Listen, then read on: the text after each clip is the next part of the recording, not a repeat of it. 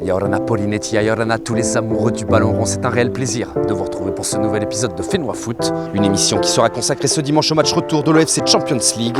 Vainqueur 2-0 à l'aller, la Espiré avait vendredi soir une occasion de clore le débat en intégrant le plus prestigieux des tournois océaniens.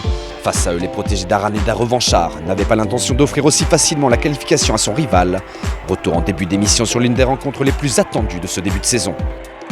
Nous ferons également accrocher par le centre technique de la FTF, où vendredi matin, les 50 meilleurs joueurs U15 du Fénois étaient attendus pour les détections interligues.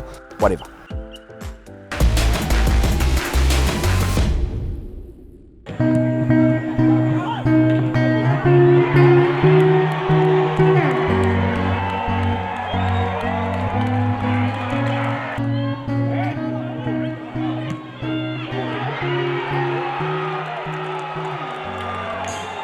Battu au match aller, l'AS Dragon n'avait plus d'autre choix que de l'emporter par 2 buts d'écart vendredi soir face à Pirée pour ne pas sortir précipitamment de l'OFC Champions League.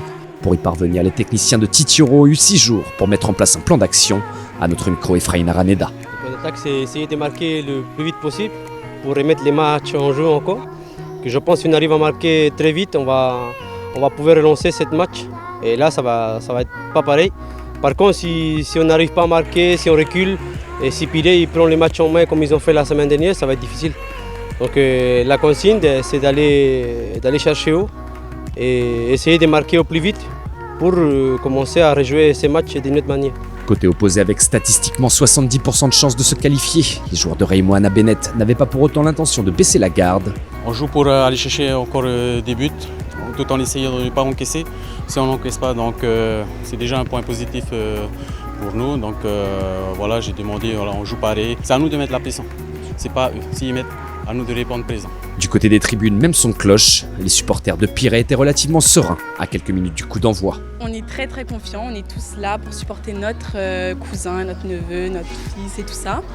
Et voilà, ils ont gagné le premier match et ils ont fait un bon score, donc je pense qu'ils peuvent faire un bon match aussi ici. Dédicace à Mau Tanetoa, Haumau. Voilà, j'espère qu'il va bien jouer, c'est le numéro 4 et voilà, trop fort. Les invétérés de Dragon rêvent quant à eux d'un scénario diamétralement opposé. Ce soir, il faut qu'on rentre 2 buts pour faire une prolongation et par la suite faire des tirs au but. Parce que mener déjà par 2 buts, c'est un peu difficile. J'avoue que c'est un peu dur, mais il faudrait quand même essayer. On a des possibilités d'égaliser.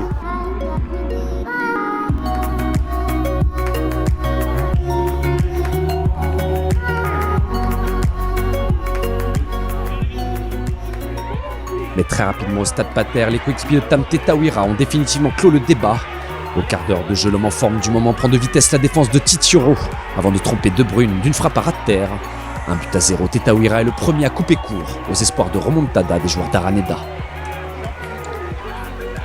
Débute alors une véritable démonstration. Sur l'action d'après, soit moins d'une minute après l'ouverture du score, De Bruyne se fait une nouvelle fois surprendre à la signature de cette frappe lointaine. Donovan Bourbard, 2-0, le break est fait. Le match, lui, est plié. La promenade de santé ne s'arrête pas là, juste avant la pause. Tetaouira va de la tête doubler la mise. 3-0 à la fin de la première période, soit 5 buts d'avance sur le total de 2 rencontres. Un bilan plus qu'honorable face à l'actuel leader du championnat de Ligue 1.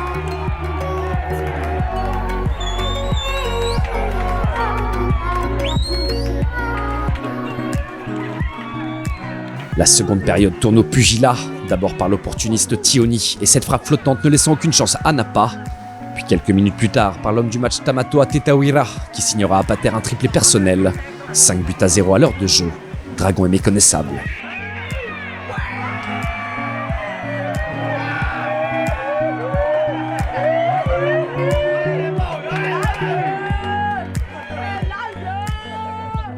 Tini Rawari sauvera les meubles sur pénalty, mais le mal est fait. En toute fin de match, 4 dernières réalisations seront ajoutées au compteur. 7 buts seront donc dans cette rencontre concédée par les hommes de Lifunkui. 9 sur le total des 2 matchs. Difficile de cacher son amertume.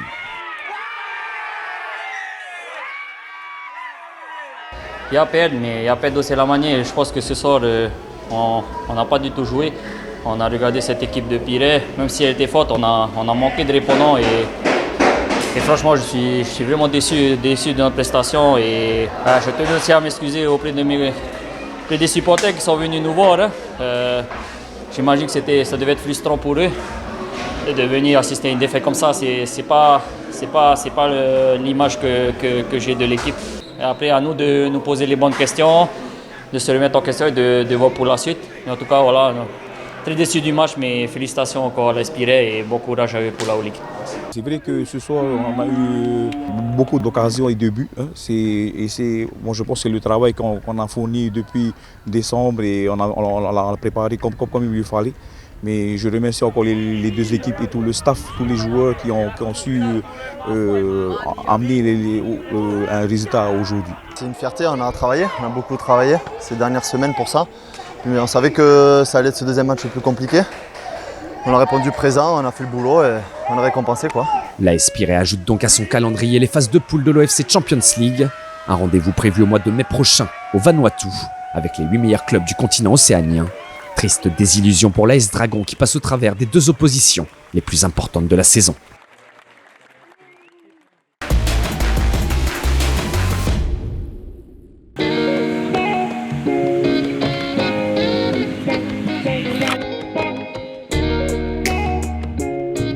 Considérés comme les meilleurs joueurs de leur catégorie, vendredi matin, 30 espoirs du football tahitien étaient rassemblés sur le synthétique de la Fédération tahitienne de football. Au programme des moins de 15 ans, des tests physiques et une opposition avec un objectif double, comme nous précise l'éducateur du pôle excellence du lycée Taoné.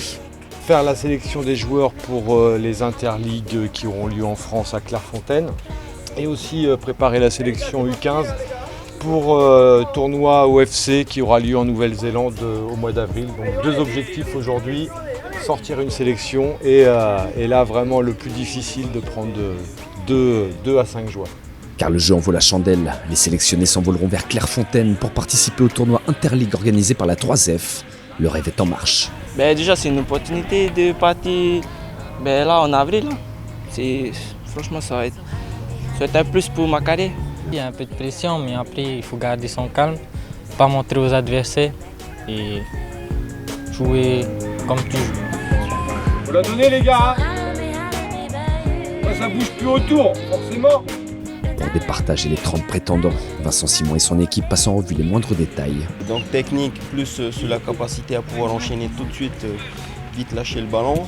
Et surtout l'intelligence du jeu, comment ils se positionnent par rapport à leur poste, est-ce qu'ils se déplacent au bon moment, est-ce qu'ils demandent le ballon au bon moment, est-ce que les prises de balles elles sont en mouvement également, est-ce qu'ils jouent la tête baissée, est-ce qu'ils prennent toujours l'info avant de recevoir le ballon pour savoir déjà à qui va la donner prochainement. Donc tout ça fait que nous on est obligés d'être très très attentifs par rapport à ces critères parce que ce sont des critères qui nous est demandé par la direction technique nationale de la Fédération française de football.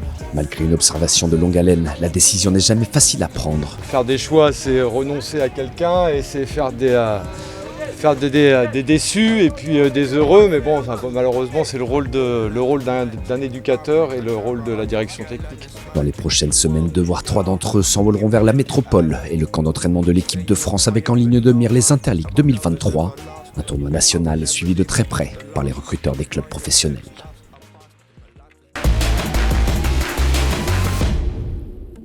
Voilà, Fénois Foot, c'est déjà terminé pour aujourd'hui. Merci à toutes et à tous de nous avoir suivis. Bravo à l'AS Pirée qui sera le seul représentant tahitien à concourir pour le titre du meilleur club du continent. En attendant les phases de poule, je vous donne rendez-vous la semaine prochaine, même jour, même heure, pour la première journée des playoffs. Merci à toutes et à tous pour votre fidélité. Palayanne.